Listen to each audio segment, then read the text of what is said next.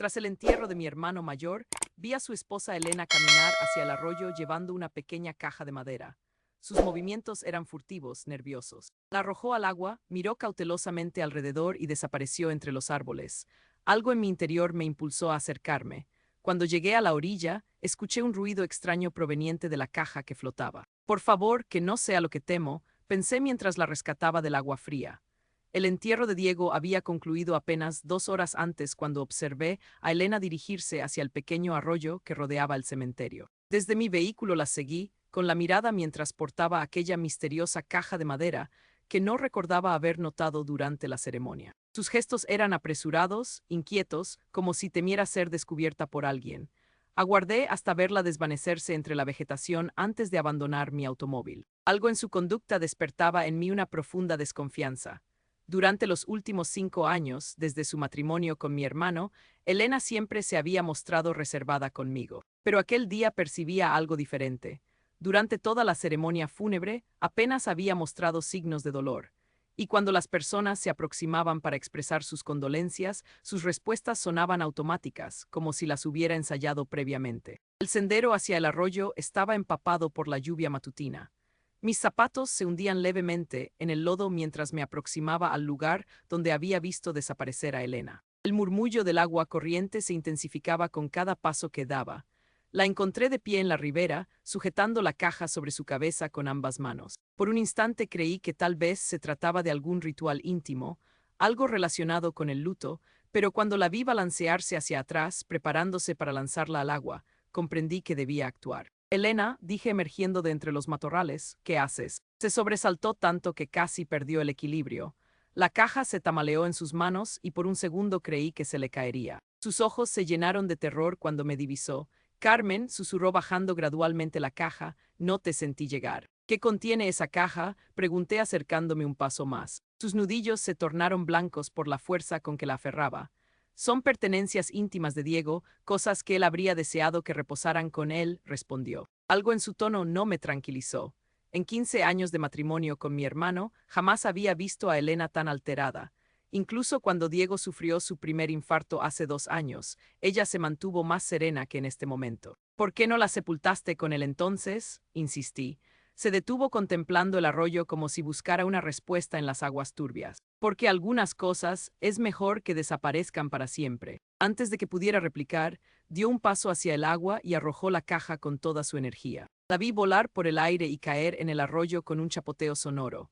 Por un momento, la caja flotó en la superficie antes de comenzar a hundirse lentamente. No, grité quitándome los zapatos sin reflexionar, ¿qué has hecho? Elena me sujetó del brazo cuando me dirigí hacia el agua.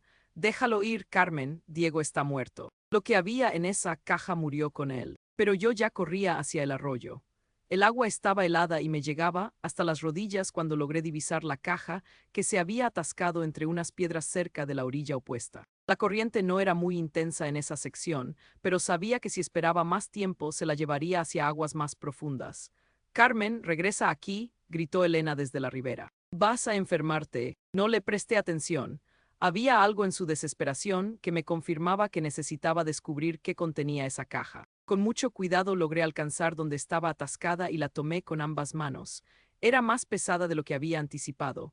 Cuando regresé a la orilla, Elena ya había desaparecido. Escuché el ruido de un vehículo alejándose por el camino del cementerio. Me quedé allí empapada y tiritando, sosteniendo una caja que evidentemente ella no quería que nadie examinara. La madera estaba hinchada por el agua, pero el mecanismo de cierre aún funcionaba. Con manos temblorosas logré abrirla. Adentro había varias bolsas de plástico selladas, cada una conteniendo diferentes objetos. Lo primero que vi fue una pequeña grabadora digital del tipo que Diego utilizaba para sus reuniones laborales. También había fotografías en sobres manila, cartas escritas a mano y lo que parecían ser documentos legales. Todo estaba cuidadosamente protegido del agua, como si alguien hubiera planeado que esta caja pudiera terminar en condiciones húmedas. Tomé la grabadora con manos temblorosas y presioné el botón de reproducción. Al principio solo se escuchaba estática, pero luego reconocí la voz de una mujer. No era la voz de Elena que yo conocía, sino algo más seductor, más calculado. Ricardo, cariño, decía la voz, necesito que comprendas que esto debe quedar entre nosotros. Mi esposo jamás puede saber sobre nuestros encuentros. Mi sangre se heló. Era definitivamente la voz de Elena, pero hablando con alguien llamado Ricardo. Diego nunca había mencionado a ningún Ricardo. La grabación continuaba. Ya sabes lo que ocurrirá si decides hablar.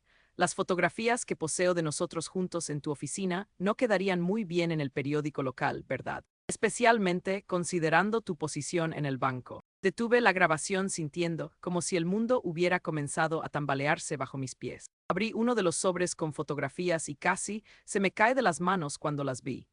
Eran imágenes de Elena con un hombre que no era Diego en situaciones claramente íntimas. Había más sobres, más grabaciones, más evidencia de una vida que Elena había mantenido completamente oculta durante todo su matrimonio con mi hermano. Cada pieza de evidencia que revisaba me hacía sentir más enferma. Diego había sido un hombre bondadoso, trabajador, que amaba profundamente a su esposa. Durante años, cuando yo expresaba mis reservas sobre Elena, él la defendía con una devoción que ahora me parecía trágica. Carmen, me decía siempre, Elena es la mujer más honesta que conozco. No entiendo por qué no puedes ver lo buena que es. ¿Cómo había sido tan ciega? ¿Cómo habíamos sido todos tan ciegos? Con la caja empapada en mis brazos, caminé de regreso a mi auto, sabiendo que lo que acababa de descubrir cambiaría todo lo que creía saber sobre mi cuñada y sobre los últimos años de la vida de mi hermano. Lo que no sabía entonces era que esto era solo el comienzo. La verdad completa sobre Elena era mucho más siniestra de lo que jamás hubiera imaginado. Esa noche no pude conciliar el sueño. La caja descansaba sobre mi mesa de cocina como una bomba de tiempo, sus contenidos esparcidos cuidadosamente sobre toallas para que se secaran. Cada vez que miraba esas fotografías y escuchaba esas grabaciones, sentía como si estuviera profanando la memoria de Diego, pero sabía que tenía que entender la magnitud de lo que había descubierto. Había 6 grabaciones en total, todas de conversaciones telefónicas entre Elena y diferentes hombres. Ricardo del banco, Andrés del concesionario de automóviles, Miguel de la inmobiliaria y otros 3 nombres que no reconocía. En cada grabación el patrón era el mismo. Elena seducía, manipulaba y luego chantajeaba. Diego cree que soy una santa, le decía a Andrés en una grabación que databa de hace 2 años. Es tan ingenuo que nunca sospecha cuando salgo por las tardes. Le digo que voy al grupo de oración de la iglesia. Me dolía el estómago cada vez que escuchaba esas palabras. Diego había estado tan orgulloso de que Elena participara en actividades de la iglesia. Está encontrando su camino espiritual, me había dicho una vez. Es hermoso ver cómo ha madurado. Las fotografías eran aún peores. No solo mostraban a Elena en encuentros íntimos con estos hombres, sino que también había imágenes de documentos financieros, cheques firmados y lo que parecían ser transferencias bancarias. Cantidades de 500, 1000, hasta 5000 pesos, todas dirigidas a cuentas que aparentemente pertenecían a Elena. Pero la grabación más devastadora la encontré al final. Era la voz de Diego, claramente angustiado, confrontando a Elena. ¿Cómo pudiste hacerme esto?, decía mi hermano, su voz quebrada por la emoción. 15 años, Elena. 15 años de matrimonio y todo ha sido una mentira. Diego, cálmate, respondía Elena, pero su voz había perdido toda pretensión de dulzura. Era fría, calculadora. No es lo que piensas, no es lo que pienso. La voz de Diego se alzaba, algo que yo raramente había escuchado en toda mi vida. Mi hermano era el hombre más tranquilo que conocía. Tengo las fotografías, Elena, tengo las grabaciones, sé sobre Ricardo, sobre Andrés, sobre todos ellos. Hubo un silencio largo antes de que Elena respondiera. Cuando lo hizo, su voz era completamente diferente, como si hubiera quitado una máscara que había estado usando durante años. ¿Y qué vas a hacer al respecto, Diego?, preguntó con un tono que me erizó la piel. ¿Vas a divorciarte de mí? ¿Vas a contarle a toda la ciudad que tu esposa te engañó? ¿Vas a destruir tu reputación como contador respetable solo para satisfacer tu orgullo herido? Mi reputación, Diego sonaba incrédulo, ¿te preocupa mi reputación? Tú eres la que has estado. Yo soy la que ha estado manteniendo cierto estilo de vida, lo interrumpió Elena. ¿Crees que tu sueldo de contador era suficiente para todas las cosas bonitas que teníamos? El viaje a España del año pasado, las joyas que me comprabas, el auto nuevo. Mi corazón se detuvo. Todo ese tiempo Elena había estado financiando su matrimonio con dinero obtenido a través de chantajes y extorsiones. Además, continuaba Elena en la grabación, si decides hacer algo estúpido, puedo asegurarme de que pierdas más que solo tu matrimonio. Conozco secretos sobre cada uno de mis amigos. Secretos que podrían arruinar sus matrimonios, sus carreras. ¿Crees que van a permitir que un contador entrometido los exponga? Ricardo tiene conexiones en toda la ciudad, Diego. Una palabra suya y nunca volverás a conseguir trabajo en este estado. La grabación terminaba con el sonido de una puerta azotándose. No había más conversación después de eso. Revisé las fechas de todas las grabaciones y documentos. La confrontación entre Diego y Elena había ocurrido hace exactamente 6 meses. Mi hermano había muerto de un ataque cardíaco hace 3 semanas. Durante esos últimos 6 meses de su vida, Diego había estado recopilando evidencia contra su propia esposa. Había grabado sus conversaciones telefónicas, había conseguido copias de las fotografías, había rastreado las transferencias de dinero. Todo estaba meticulosamente organizado y fechado, como si estuviera preparando un caso legal. Pero lo que más me dolía era recordar cómo había cambiado Diego en esos últimos meses. Había perdido peso, se veía constantemente cansado y había comenzado a distanciarse de la familia. Cuando le pregunté si estaba bien, simplemente me dijo que tenía mucho estrés en el trabajo. Ahora entendía que no era estrés laboral, era el estrés de descubrir que su vida entera había sido una mentira. Revisé el sobrefinal y encontré algo que me hizo temblar. Una carta escrita a mano por Diego dirigida a mí. Carmen, comenzaba la carta con su letra familiar, si estás leyendo esto, significa que algo me ha pasado y has encontrado la evidencia que he estado recopilando. Sé que siempre tuviste reservas sobre Elena y ahora entiendo que tu instinto era correcto. Perdóname por no escucharte. Las lágrimas comenzaron a caer sobre el papel mientras seguía leyendo. No sé qué hacer con esta información. He consultado con un abogado discretamente, pero Elena tiene razón sobre una cosa. Exponer esto destruiría muchas vidas, no solo la mía. Sin embargo, no puedo seguir viviendo esta mentira. Mi corazón, literalmente, no puede soportarlo más. La última línea de la carta me quitó el aliento. Cuida de ti misma, hermana, y no dejes que Elena se salga con la suya para siempre. Diego había sabido que se estaba muriendo. Su corazón se había roto mucho antes de que dejara de latir físicamente. Cuando terminé de leer, me di cuenta de que tenía en mis manos no solo evidencia de la traición de Elena, sino también la última voluntad de mi hermano, que ella pagara por lo que había hecho. Lo que aún no sabía era hasta qué punto estaba dispuesta Elena a llegar para proteger sus secretos y cuán peligrosa podría volverse cuando descubriera que su caja del arroyo había caído en las manos equivocadas. 3 días después del entierro, decidí que no podía seguir cargando sola con el peso de lo que había descubierto. La evidencia que Diego había recopilado contra Elena era devastadora, pero necesitaba entender completamente la magnitud de sus crímenes antes de decidir qué hacer. Esa mañana, mientras Elena estaba en lo que ella llamaba su sesión de terapia de duelo en la ciudad, me dirigí a la casa que había compartido con mi hermano. Tenía una copia de la llave que Diego me había dado años atrás para emergencias. La casa se sentía extrañamente vacía sin la presencia de Diego. Sus libros de contabilidad seguían ordenados en su escritorio. Sus tazas de café aún estaban en el fregadero. Era como si el tiempo se hubiera detenido el día que murió. Busqué en el estudio de Diego, siguiendo las pistas que había encontrado en sus notas. Detrás de una fila de libros de leyes fiscales, encontré una caja fuerte pequeña que nunca había visto antes. La combinación estaba escrita en una nota pegada debajo del cajón de su escritorio. La fecha de nuestro cumpleaños compartido, algo que solo él y yo conocíamos. Dentro de la caja fuerte había más documentos, pero estos eran diferentes. Eran copias de registros bancarios que mostraban depósitos regulares en la cuenta personal de Elena, depósitos que no correspondían con ningún trabajo legítimo que ella tuviera. También había una carpeta marcada como Investigación Privada Confidencial. Mi hermano había contratado a un investigador privado. El reporte del investigador era exhaustivo y nauseabundo. Elena no solo estaba chantajeando a los hombres con los que tenía aventuras, sino que había perfeccionado un sistema durante años. Seducía específicamente a hombres casados en posiciones de poder, banqueros, políticos locales, dueños de negocios. Los llevaba a hoteles donde tenía cámaras ocultas y luego los chantajeaba con amenazas de exponer sus infidelidades. Pero lo más chocante estaba en la última página del reporte. El investigador había descubierto que Elena había hecho esto antes, en otra ciudad, hace más de 20 años. Había estado casada con otro hombre antes de conocer a Diego, un hombre que también había muerto súbitamente de un ataque cardíaco después de descubrir sus actividades. Las manos me temblaron mientras leía esa información. Era posible que Elena hubiera asesinado a su primer esposo y ahora Diego estaba muerto también. El reporte incluía documentos médicos que el investigador había conseguido a través de contactos en el hospital.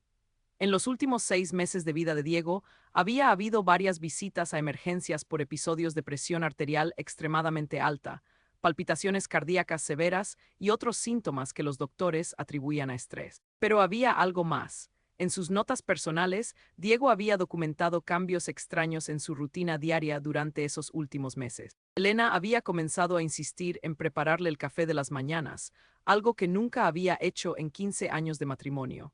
También había comenzado a darle vitaminas especiales para el estrés que supuestamente había recomendado un doctor naturista. Mi hermano, siendo contador, había conservado meticulosamente todos los recibos. Las vitaminas no provenían de ningún doctor naturista.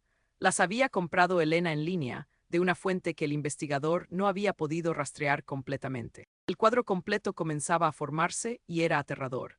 Elena no solo había traicionado a Diego emocionalmente y financieramente, sino que posiblemente lo había estado envenenando lentamente para acelerar su muerte. Estaba tan absorta leyendo los documentos que no escuché el auto entrando al garaje. La voz de Elena me sobresaltó desde la puerta del estudio. ¿Qué estás haciendo aquí, Carmen? Me di vuelta lentamente, todavía sosteniendo el reporte del investigador en mis manos. Elena estaba parada en la puerta, pero su apariencia era completamente diferente a como la había visto en el entierro. No había rastro de la viuda afligida que había interpretado para la familia y los amigos. Sus ojos eran fríos, calculadores, casi predatorios. Leyendo sobre tu primer esposo, dije, sorprendiéndome a mí misma por lo calmada que sonaba mi voz. Tomás Mendoza, que también murió de un ataque cardíaco después de descubrir tus aventuras. Su expresión no cambió ni un ápice. No hubo sorpresa, no hubo negación, no hubo intento de explicación, solo una sonrisa lenta y fría. Así que encontraste la caja, dijo entrando al estudio y cerrando la puerta detrás de ella. Me pregunté dónde había ido a parar después de que desapareciste tan dramáticamente del arroyo. ¿Asesinaste a Diego?, pregunté directamente. Elena se rió, un sonido que me heló la sangre. Diego se mató a sí mismo con su estrés y su obsesión por exponer la verdad. Yo simplemente aceleré un proceso que ya estaba en marcha. Admites que lo envenenaste. Admito que le di suplementos para ayudarlo con su ansiedad, dijo sentándose en la silla de Diego como si fuera suya. Si esos suplementos interactuaron mal con su condición cardíaca preexistente, bueno, eso es una tragedia médica, no un crimen. La frialdad con la que hablaba sobre la muerte de mi hermano me llenó de una rabia que nunca había sentido antes. Eres un monstruo. Soy una superviviente, replicó, y soy muy buena en lo que hago. Diego era un buen hombre, pero era débil. Se habría desmoronado bajo la presión de un divorcio público. Le hice un favor. Un favor. Mi voz subió de volumen a pesar de mis esfuerzos por mantener la calma. Murió creyendo que yo era su esposa devota que cometió algunos errores. Su reputación se mantuvo intacta. Si hubiera seguido adelante con su pequeña investigación, habría arruinado su nombre y el de todos los hombres involucrados. ¿Realmente crees que Ricardo del banco habría permitido que eso sucediera? ¿O Andrés del concesionario? Ellos tienen más que perder que yo. Era entonces cuando entendí la verdadera profundidad de la red que Elena había tejido. No era solo chantaje individual, era una operación sistemática que involucraba a algunos de los hombres más poderosos de la ciudad, y todos tenían razones para mantenerla protegida. Además, continuó Elena, levantándose de la silla y acercándose a mí, ¿qué vas a hacer con esa información? Ir a la policía, ¿con qué pruebas? Diego murió de causas naturales, según el certificado de defunción. Todo lo demás son solo especulaciones. Tenía razón y lo sabía. Sin una autopsia que mostrara envenenamiento y sin testigos de lo que ella había hecho, sería mi palabra contra la suya. Pero tengo las grabaciones, dije, las fotografías, la evidencia del chantaje, que son inadmisibles en un tribunal criminal, respondió con una sonrisa, y que implicarían a hombres muy poderosos que harían cualquier cosa para mantener esos secretos enterrados. ¿Realmente crees que van a permitir que una mujer de 63 años los destruya? Por primera vez, desde que había encontrado la caja sentí miedo real. No solo por lo que Elena había hecho, sino por lo que era capaz de hacer si me veía como una amenaza. Así que aquí está lo que va a pasar, dijo Elena, su voz tomando un tono amenazante. Vas a tomar todos esos documentos, vas a quemarlos y vas a olvidar que alguna vez existieron. Vas a continuar siendo la hermana afligida que llora la muerte de su querido hermano. Y yo voy a continuar siendo la viuda devastada que está tratando de reconstruir su vida. Y si me niego, su sonrisa se volvió más fría. Entonces podrías sufrir el mismo tipo de tragedia médica que Diego. El estrés puede ser muy dañino para el corazón, especialmente en mujeres de tu edad. Era una amenaza directa y ambas lo sabíamos. Pero lo que Elena no sabía era que yo ya no era la misma mujer, que había estado demasiado asustada para confrontar mis sospechas sobre ella durante años. Algo había cambiado en mí desde que encontré esa caja. La verdad sobre lo que le había pasado a Diego me había dado algo que no había tenido en años: propósito. Entiendo perfectamente, dije finalmente, guardando cuidadosamente los documentos en mi bolsa. Elena pareció relajarse, satisfecha de que hubiera aceptado su ultimátum. Pero mientras salía de la casa de Diego, ya estaba formulando un plan. Si Elena pensaba que podía amenazarme para que mantuviera silencio sobre el asesinato de mi hermano, estaba gravemente equivocada. Durante las siguientes 2 semanas me convertí en una mujer completamente diferente. La Carmen que había pasado 63 años evitando conflictos y manteniendo la paz familiar había desaparecido. En su lugar emergió alguien que Diego habría reconocido desde nuestra infancia, la hermana menor que nunca se rendía cuando algo era injusto. Mi primera parada fue el bufete de abogados donde trabajaba Ricardo, el primer hombre en las grabaciones de Elena. El Banco Nacional había sido auditado recientemente por irregularidades en los préstamos, según había leído en el periódico local. Era la oportunidad perfecta. Me vestí con mi mejor traje de negocios y pedí una cita con Ricardo bajo el pretexto de necesitar asesoría financiera para el patrimonio de Diego. Su secretaria me programó para el viernes por la tarde. Ricardo era exactamente como me lo había imaginado al escuchar las grabaciones. Un hombre de mediana edad, bien vestido, con esa confianza que solo da el dinero y la posición social. Su oficina estaba decorada con fotografías de su familia, una esposa morena sonriente y 2 hijos adolescentes. Señora Morales, dijo cuando entré, lamento mucho su pérdida. Diego era un contador excelente. Trabajamos juntos en varios proyectos a lo largo de los años. Sí, respondí tomando asiento frente a su escritorio. Estoy segura de que trabajaron muy de cerca, especialmente con mi cuñada Elena. Vi cómo se tensó ligeramente al mencionar su nombre, pero mantuvo su compostura profesional. Por supuesto, Elena es una mujer encantadora. Debe estar pasando por un momento muy difícil. Abrí mi bolsa y saqué una de las fotografías menos explícitas, pero lo suficientemente clara para mostrar a Ricardo y Elena en una situación comprometedora. La coloqué sobre su escritorio sin decir una palabra. El color desapareció completamente de su rostro. ¿Qué es esto? Es una fotografía que encontré entre las pertenencias de Diego, dije con calma. Hay muchas más donde salió esta. También hay grabaciones de conversaciones telefónicas muy interesantes. Ricardo se aferró al borde de su escritorio, sus nudillos blancos. ¿Qué quiere? Quiero la verdad sobre lo que realmente pasó con mi hermano. Durante la siguiente hora, Ricardo me contó una historia que era aún más sórdida de lo que había imaginado. Elena no solo lo había seducido y chantajeado a él, sino que había orquestado un esquema más amplio que involucraba préstamos bancarios fraudulentos. Ella me convenció de aprobar préstamos para compañías fantasma, admitió Ricardo con la voz quebrada. Compañías que ella controlaba a través de terceras personas. El dinero desaparecía inmediatamente después de ser transferido. ¿Cuánto dinero? Durante los últimos 3 años, aproximadamente 250,000 pesos. La cifra me dejó sin aliento. Elena no solo había estado chantajeando a hombres por unos pocos miles de pesos aquí y allá, había estado robando cantidades masivas de dinero del banco. ¿Diego sabía sobre esto?, pregunté. Ricardo asintió miserablemente. Lo confrontó hace 6 meses. Tenía copias de todas las transacciones.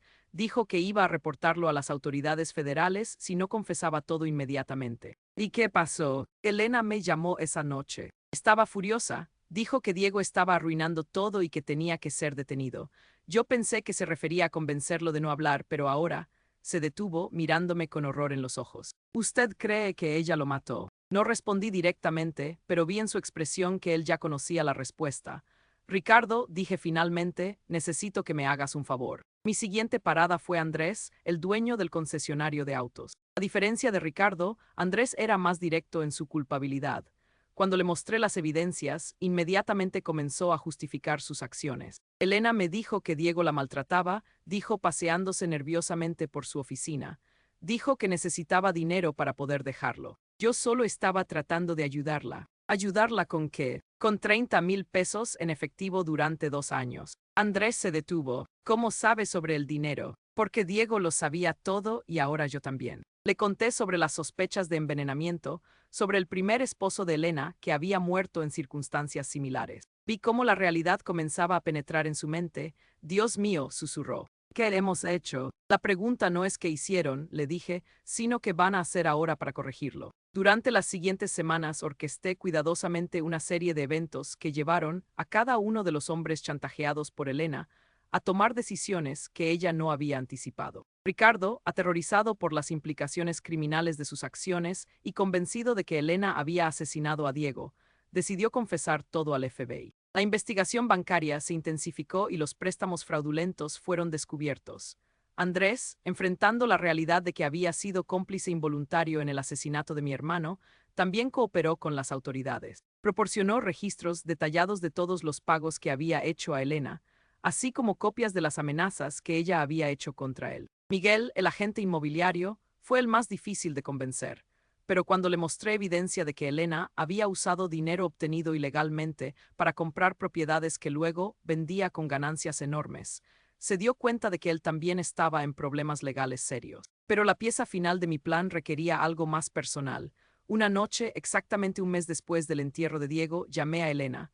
«Hola, Elena», dije cuando contestó. «Necesitamos hablar». «¿Hablar sobre qué?». Su voz era cautelosa. «Sobre tu futuro y sobre el dinero que robaste del banco». Hubo un silencio largo. «No sé de qué estás hablando». «Por supuesto que sí, así como sabes que Ricardo ya le confesó todo al FBI, y que Andrés está cooperando completamente con la investigación, y que Miguel ha entregado todos los registros de las propiedades que compraste con dinero robado». Otro silencio, pero esta vez pude escuchar su respiración acelerada. «Esto es lo que va a pasar», continué usando el mismo tono frío que ella había usado conmigo semanas atrás. «Vas a confesarle a la policía que envenenaste a Diego. Vas a admitir todo. El chantaje, el fraude bancario, el asesinato. Y vas a hacerlo antes de que el FBI termine su investigación y descubra cosas que son aún peores para ti». «¿O qué?», preguntó, pero su voz ya no tenía la misma confianza amenazante de antes. «O voy a asegurarme de que todo el mundo sepa exactamente quién eres, incluyendo la familia de tu primer esposo, que ya está haciendo preguntas muy interesantes sobre su muerte después de que el investigador privado de Diego los contactara». Era una mentira, pero sonó convincente. «No puedes probar nada sobre Diego», dijo, pero pude escuchar la desesperación filtrándose en su voz. «No necesito probarlo. Los federales lo harán cuando exhumen su cuerpo para la autopsia que van a ordenar como parte de la investigación bancaria. Los venenos que usaste aparecerán en el análisis toxicológico, y entonces tendrás que explicar por qué compraste esas sustancias en línea». Otra mentira, pero basada en suficiente verdad para ser creíble. Elena comenzó a llorar del otro lado de la línea, pero no eran lágrimas de pena, sino de pánico puro. «¿Qué quieres de mí?», susurró finalmente. «Justicia para Diego», respondí. «Y que pagues por lo que hiciste». 2 días después, Elena fue arrestada después de confesar el asesinato de mi hermano a la policía local. La investigación federal sobre el fraude bancario reveló una red de corrupción que se extendía mucho más allá de lo que Diego había descubierto. Pero para mí, la verdadera victoria no fue ver a Elena esposada y llevada a prisión. Fue encontrar, entre las pertenencias que la policía confiscó de su casa, una carta que Diego había escrito pero nunca había enviado. Era una carta dirigida a mí, fechada una semana antes de su muerte. En ella me agradecía por siempre haber sido su hermana protectora y me pedía que no buscara venganza si algo le pasaba a él. «La venganza no te traerá paz», había escrito, pero la verdad sí. Tenía razón, no había encontrado venganza, había encontrado justicia. Y por primera vez en meses podía dormir en paz, sabiendo que Diego finalmente podía descansar también.